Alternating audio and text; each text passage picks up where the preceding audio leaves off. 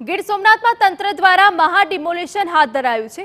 સોમનાથ મંદિરની પાછળના ભાગમાં આવેલી જમીન પરના દબાણોને ખાલી કરાયા છે। કોઈ પણ પ્રકારની અનિચ્છનીય ઘટના ન ઘટે તે માટે પોલીસનો કાફલો ઉતારી દેવાયો હતો।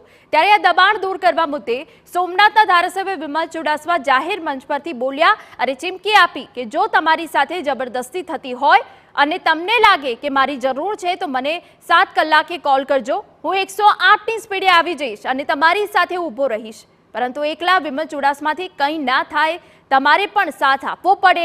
તમે એક વખત કહ્યું હોત તો બુલડોઝર રોકાવી દે, પછી ભલે કોઈ તંત્ર હોય કે મંત્રી હોય કે ધારાસભ્ય કે સાંસદ હોય, તમારા થકી જ આ બધા લોકો છે। જનતા સર્વોપરી છે અને રહેશે। જો કદાચ ને તમને કોઈ જબરદસ્તી કાલે સાંજે કીધું મને 7 વાગે ફોન કરજો।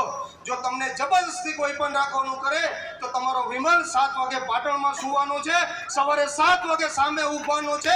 જે અધિકારી હોય, જે એના બુલડોઝરો હોય અને જે પણ સીઆરએફ હોય કે એસઆરપી હોય એને એકવાર રિવર્સમાં ન મોકલું તો મારું નામ વિમલ નહીં, એ ચોક્કસ રીતે કહી શકીશ।